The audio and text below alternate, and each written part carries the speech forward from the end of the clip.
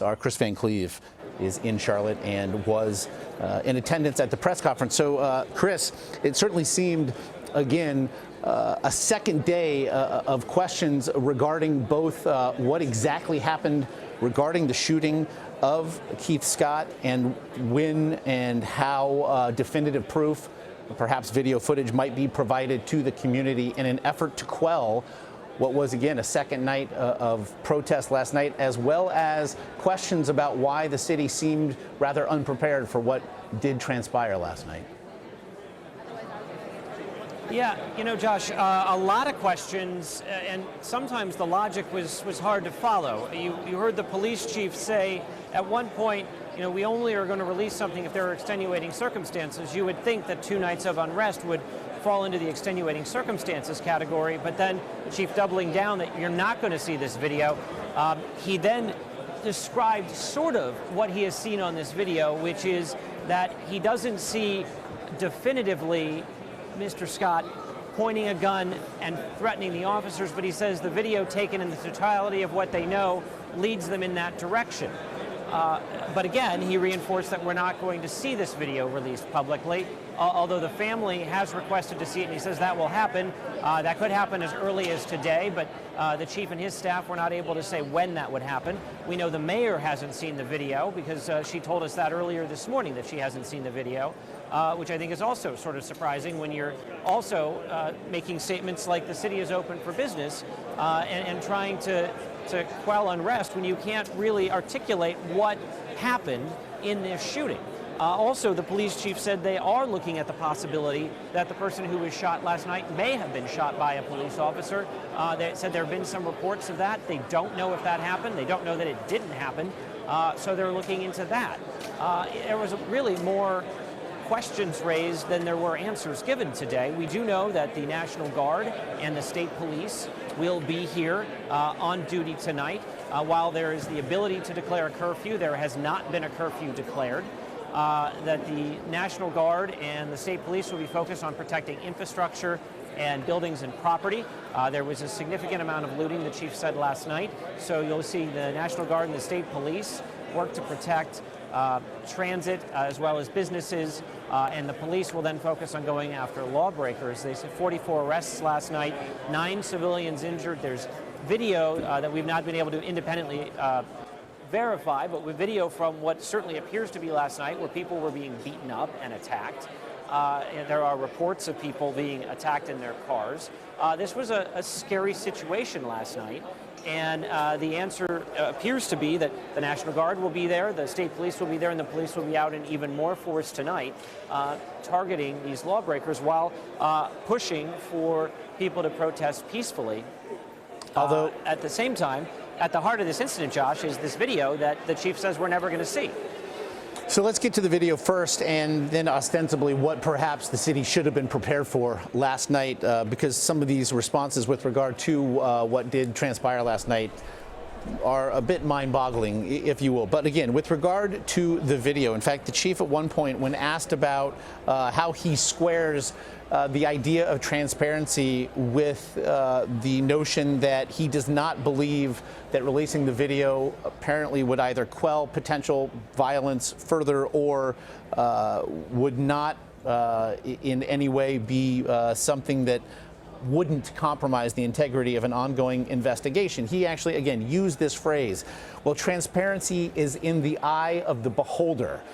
It is a very interesting stance to take, as you mentioned, when he did speak as specifically as he has in the last 2 days to what he saw in the video. He actually, again, confirmed that he cannot see any specific pointing of a gun by Keith Scott. We should also mention, for context at this point, other eyewitness accounts say that Scott merely had a book spill from his car and that at no time did he brandish a gun. Obviously, there are questions. It would seem that at this point, it would be inconceivable that the police chief of the Charlotte-Mecklenburg Police had not seen all available video and certainly could conclusively speak to whether or not that gun was brandished by the deceased.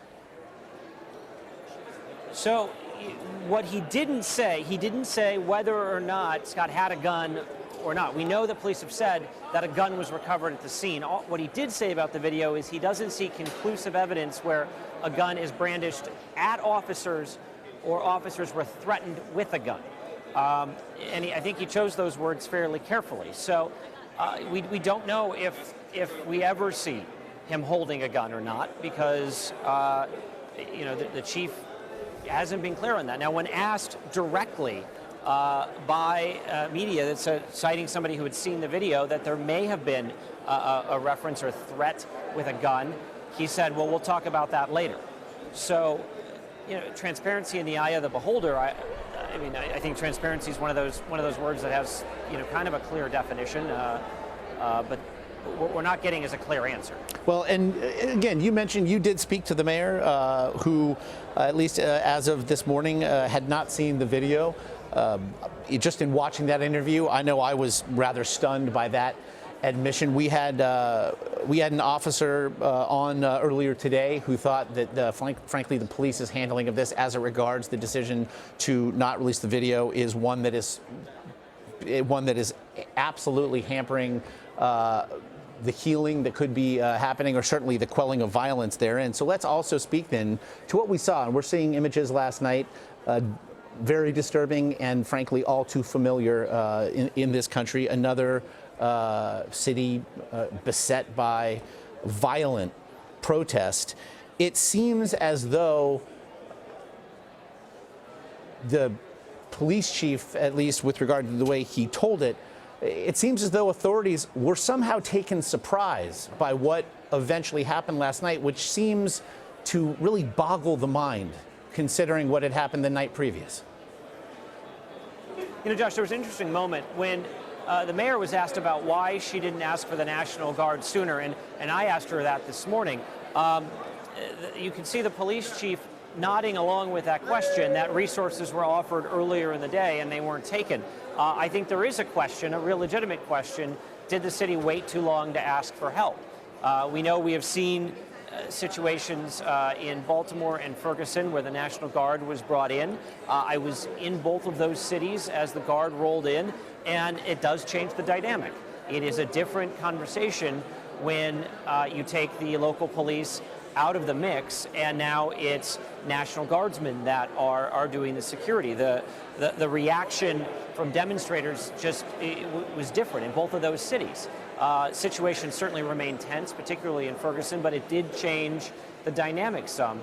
And so you do wonder if today the message was that maybe they waited too long for that. But they knew people were angry, and it did start peacefully yesterday. These started as peaceful demonstrations. As the night grew on, the situation became more tense and got out of hand. And once you've sort of committed your resources, this is what you have. These are the resources you have. And there were a lot of police out there, but there were also large groups of people moving in many directions. And in order to keep officers safe, it is a difficult situation. There is no question, but it is one that certainly did not go the way the police and the mayor had hoped last night. And I think there's a good deal of concern what that means for tonight. Many of the major businesses here in downtown, in uptown Charlotte, told people not to come into work today out of an abundance of caution. So there is concern, I think, from people as to what happens now. In answering that question, the mayor did also seem to look to place some blame, frankly, or at least to have blame shared by her advisors, whom she invoked several times in that answer, even as the mayor was also essentially saying, hey, the uptown area of Charlotte is open for business. And so as we look ahead then, and you just mentioned, there's the old saw, Kris, fool me once, shame on you, fool me twice, shame on me. They, at this point, again, have not committed to a curfew tonight. There seemed to be some shock and dismay on behalf of the assembled press corps there as the police chief spoke to that. He did say that there are now resources in place to be more proactive.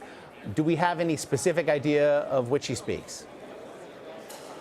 Well, so we know that the National Guard and the state police are coming in. And what that means is you can have the National Guard and the state police take up some of the secondary duties that the police were also doing last night.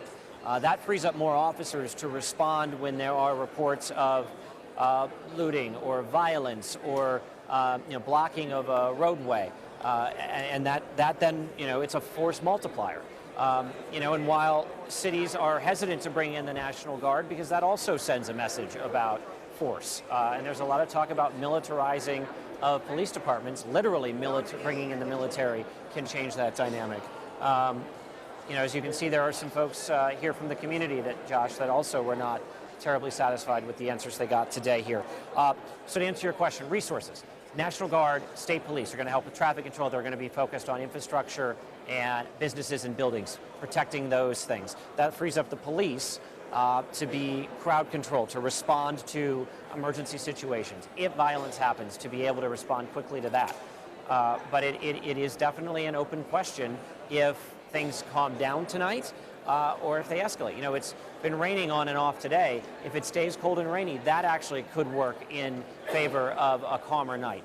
But it's anyone's question right now. Certainly when you see armored Humvees and soldiers in the streets, it does change the conversation some, and that may have an impact. But there are a lot of people that say just release this video so people have an idea what really happened, and that video is not being released. Yep, it seems very certain that will not be seen anytime soon. Kris Van Cleave there in Charlotte for us. I know you'll be with us all day here on CBSN, and do stay safe, my friend. Stay safe. Sure thing. Thank you, Josh.